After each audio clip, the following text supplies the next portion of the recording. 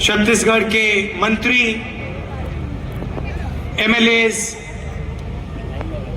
हमारे प्यारे पार्टी के कार्यकर्ता, बब्बर शेर,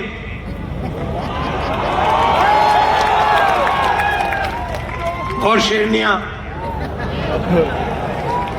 भाइयों और बहनों, छत्तीसगढ़ के युवाओं, प्रेस के हमारे मित्रों, आप सबका यहाँ बहुत बहुत स्वागत। इतनी गर्मी में आप आए, अपना कीमती समय आपने हमें दिया, हमारी बात सुनने आए, इसके लिए मैं बहुत आभारी हूं।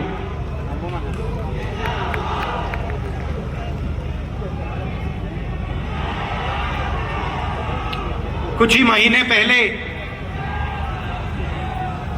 कर्नाटक में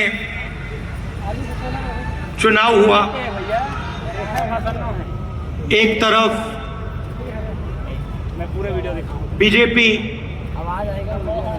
और उनकी विचारधारा, दूसरी तरफ कांग्रेस पार्टी हमारी विचारधारा।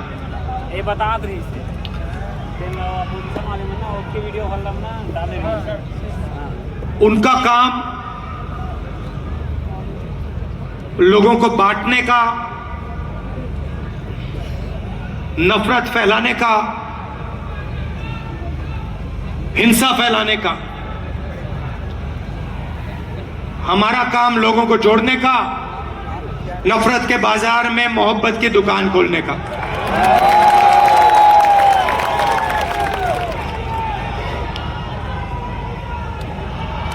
और कर्नाटक में हमने कहा, जैसे पहले हमने छत्तीसगढ़ में वायदे किए थे, किसानों को सही दाम देने का वायदा जो हमने पूरा किया, किसानों का कर्जा माफ किया, बिजली बिल हाफ किया, जैसे हमने यहां वायदे किए थे वैसे ही हमने कर्नाटक में 5 वायदे किए। चुनाव से पहले बीजेपी के लोग हर बार वो कोई ना कोई नंबर निकाल देते हैं। कोई कहता है 230 सीट आएंगी, कोई कहता है 250 सीट आएंगी, मगर कर्नाटक के हर गरीब व्यक्ति ने पूरा दम लगा के कांग्रेस पार्टी को जिताया। और वही यहां हुआ था। देखिए, एक बात मैं साफ करना चाहता हूं, बीजेपी और नरेंद्र मोदी जी हिंदुस्तान के 2-3 अरबपतियों के लिए काम करते हैं। नाम आप जानते हो। कुछ ही दिन पहले दुनिया के सबसे बड़े फाइनेंशियल अखबारों में अदानी जी के बारे में कहानी आई, आर्टिकल छपा। दुनिया के सबसे बड़े फाइनेंशियल न्यूज़पेपर में लिखा था, अदानी जी जो नरेंद्र मोदी जी के करीब हैं, उन्होंने हिंदुस्तान से हजारों करोड़ रुपया बाहर देशों में भेजा और उस पैसे से स्टॉक मार्केट में अपने शेयर्स का दाम बढ़ाया। और उस पैसे से अदानी जी आपकी जो पूंजी है,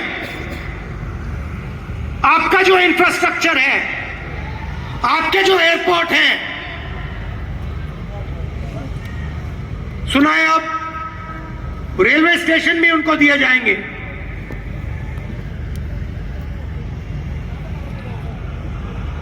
पूरा का पूरा एक व्यक्ति के हवाले किया जा रहा है। और मैं साफ कहना चाहता हूं, कि चाहे वो कर्नाटक की सरकार हो, छत्तीसगढ़ की हो, राजस्थान की हो, हिमाचल की हो, और जो अभी आने वाली है तेलंगाना, मध्य प्रदेश, ये सारी की सारी सरकारें गरीबों की सरकारें होंगी, अदानी की सरकारें नहीं होंगी। और प्रधानमंत्री को साफ कहना चाहिए, देश को बताना चाहिए और छत्तीसगढ़ के युवाओं को बताना चाहिए कि वो अदानी जी पर इंक्वायरी क्यों नहीं करवा रहे हैं। ऐसी क्या बात है कि नरेंद्र मोदी जी अदानी जी पर इंक्वायरी नहीं करा सकते हैं? 2-3 सवाल है भाई और बहनों, युवाओं। ये जो हजारों करोड़ रुपए हिंदुस्तान से बाहर गया, ये पैसा किसका था? पहला सवाल, ये अदानी जी का पैसा नहीं था, ये किसी और का पैसा था। किसका पैसा था? ये पहला सवाल है। प्रधानमंत्री जी कोई इंक्वायरी नहीं करवाएंगे। मैं आपको साफ कह देता हूं, हिंदुस्तान का प्रधानमंत्री अदानी जी पे कोई इंक्वायरी करा ही नहीं सकता, क्योंकि अगर उसका इंक्वायरी का नतीजा निकल गया तो नुकसान अदानी जी को नहीं होगा, नुकसान किसी और को होगा। तो छत्तीसगढ़ में हमने क्या किया? छत्तीसगढ़ में किसानों को धान के लिए सही दाम दिया, और आज आप सारे प्रदेशों को देख लीजिए, लिस्ट निकालिए, सवाल पूछिए, धान के लिए सबसे ज्यादा पैसा कौन से स्टेट में मिलता है? जवाब मिलेगा छत्तीसगढ़, छत्तीसगढ़, छत्तीसगढ़। और प्रधानमंत्री जी यहां आए थे, मुझे याद है, बीजेपी के सब नेता आए थे और कहा था कि कांग्रेस पार्टी इस वायदे को पूरा नहीं कर सकती है। कहा था पैसा नहीं है। हमने साफ दिखा दिया, पैसा है और वायदा पूरा हमने कर दिया। जहां भी हम जाते हैं, हम झूठे वायदे नहीं करते। 15 लाख रुपए का वायदा हम नहीं कर सकते। नरेंद्र मोदी जी ने कहा था काला धन वापस आएगा, 15 लाख रुपए बैंक अकाउंट में जाएंगे। उल्टा हजारों करोड़ रुपए हिंदुस्तान से बाहर जा रहा है। इंटरनेशनल अखबार कह रहे हैं कोई इंक्वायरी नहीं।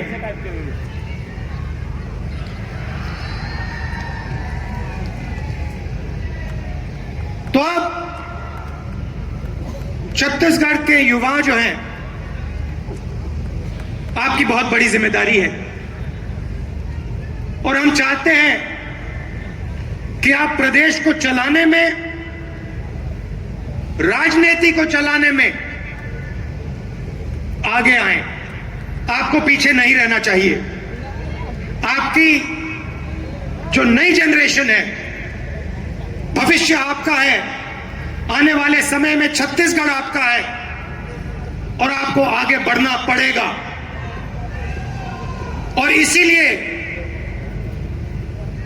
हमने राजीव युवा क्लब आपके लिए बनाए हैं। हर क्लब को 1 लाख रुपए, 3 लाख युवाओं को क्लब में हमने जोड़ा है। और ये ऐसे नहीं जोड़ा है, मैं आपको साफ बताना चाहता हूं, हमने इसलिए जोड़ा है कि आप इस प्रदेश को चलाने में, इस प्रदेश को चलाने में आप भाग लें। और हम आपके लिए राजनीति के दरवाजे खोलना चाहते हैं कि कुछ ही सालों में आपके बीच में से छत्तीसगढ़ के एमएलए, प्रधान, नेता चुन के आए। इसलिए हमने यह काम किया है। 2-3 चीजें मैं और कहना चाहता हूं। जो हमारे आदिवासी भाई हैं, आपके लिए हमने पैसा कानून लाया, आपकी जमीन की रक्षा की, मैं आपसे एक बात कहना चाहता हूं। हम आदिवासी शब्द का प्रयोग करते हैं। आदिवासी का मतलब जो हिंदुस्तान के ओरिजिनल मालिक हैं। आदिवासी का मतलब इस देश की जो जमीन है, जो धरती है, उसके सबसे पहले आप मालिक थे। मतलब आपकी जमीन पर, जंगल पर, जल पर आपका हक बनता है। बीजेपी ने एक नया शब्द निकाला है, वनवासी। इस शब्द का बिल्कुल दूसरा मतलब है। हम चाहते हैं कि आदिवासी युवा जो भी सपना देखना चाहें, देखें और उस सपने को पूरा करें। डॉक्टर बनना है, इंजीनियर बनना है, बिजनेस चालू करना है, लॉयर बनना है, जज बनना है, मैन्युफैक्चरिंग यूनिट शुरू करना है, सब चीजों में आपको शामिल होना चाहिए। वो चाहते हैं कि आप जंगल में ही रहें, आप जंगल के बाहर ना आए। शब्द के पीछे सोच है भाइयों और बहनों। उनका कहना है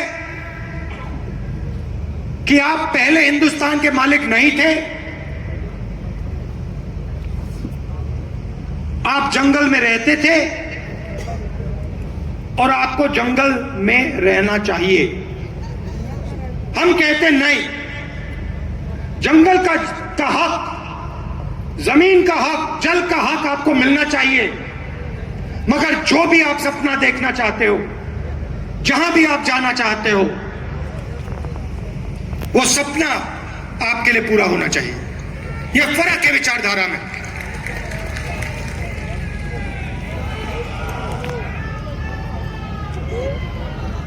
और पूरे देश में भाई और बहनों, पूरे देश में ये नफरत फैला रहे हैं। आदिवासियों को नया नाम दे देंगे, एक धर्म को दूसरे धर्म से लड़ा देंगे, एक भाषा को दूसरी भाषा से लड़ा देंगे, एक जात को दूसरी जात से लड़ा देंगे। हमारा काम जोड़ने का है। जहां भी ये नफरत फैलाते हैं, चाहे वो मणिपुर हो, असम हो, कर्नाटक हो, जहां भी ये नफरत फैलाएंगे, कांग्रेस पार्टी के कार्यकर्ता वहां जाकर मोहब्बत फैलाएंगे। ये हमारा काम है, ये हमारी जिम्मेदारी है।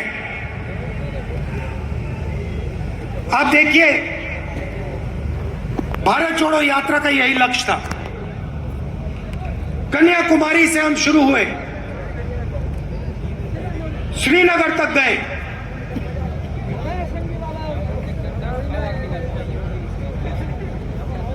मीडिया में इन्होंने, बीजेपी के लोगों ने हर रोज ये कुछ ना कुछ उल्टा सीधा बोलते हैं, नफरत फैलाते हैं। भारत छोड़ो यात्रा ने पूरे हिंदुस्तान को जोड़ने का काम किया। हर धर्म को, हर जात को, हर भाषा को हमने याद दिलाया कि आप सबसे पहले हिंदुस्तानी हो और आप सबको एक साथ मिलकर, मोहब्बत के साथ, इज्जत के साथ रहना है।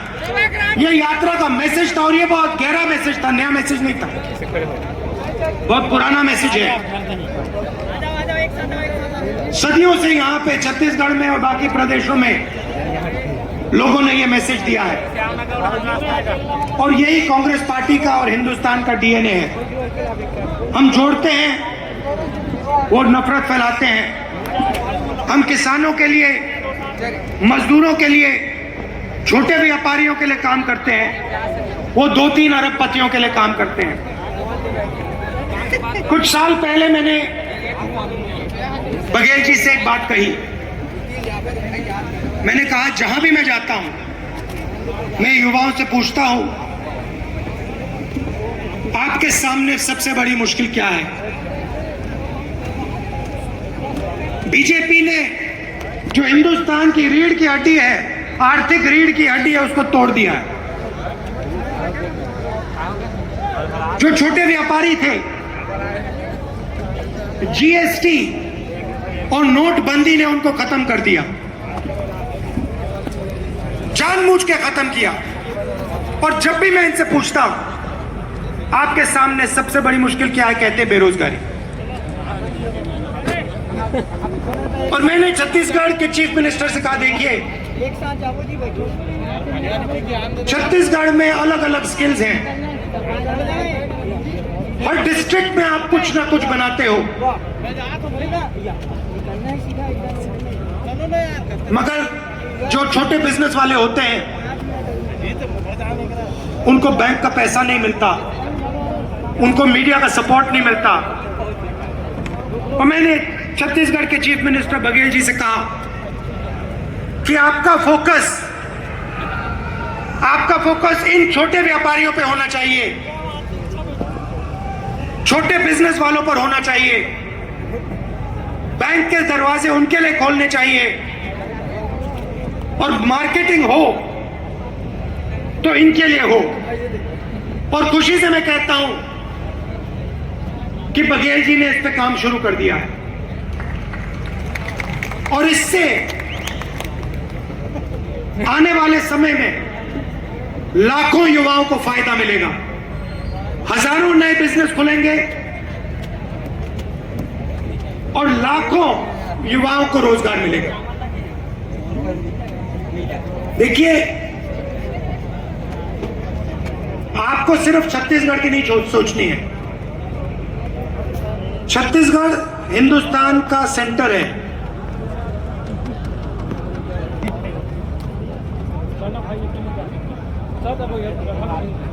बंगाल से गुजरात कोई जाता है,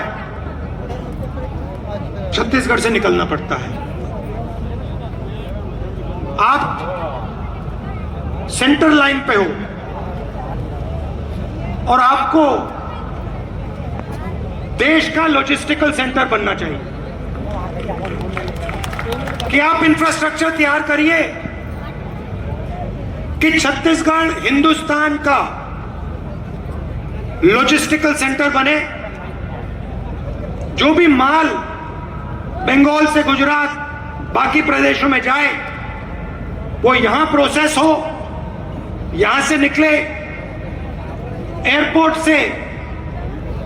आप बाकी दुनिया को छत्तीसगढ़ से जोड़िए, सिर्फ हिंदुस्तान को नहीं, बाकी दुनिया को आप एयरपोर्ट से जोड़िए, छत्तीसगढ़ को जोड़िए कि हमारे जो युवा हैं, छत्तीसगढ़ के जो प्रोडक्ट्स हैं वो पूरी दुनिया में जाए, सिर्फ हिंदुस्तान में ना रहे।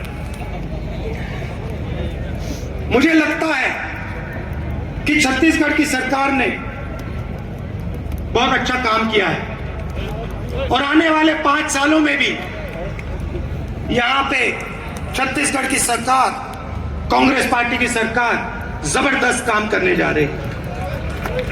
कार्यकर्ताओं से मैं कहना चाहता हूं, आप हमारी रीढ़ की हड्डी हो, आप हमारी विचारधारा के लिए लड़ते हो। छत्तीसगढ़ में आपने हमें जिताया, राजस्थान में जिताया, कर्नाटक में जिताया, हिमाचल में जिताया, तेलंगाना में जिताओगे, फिर से छत्तीसगढ़ में जिताओगे, मध्य प्रदेश में जिताओगे, राजस्थान में जिताओगे।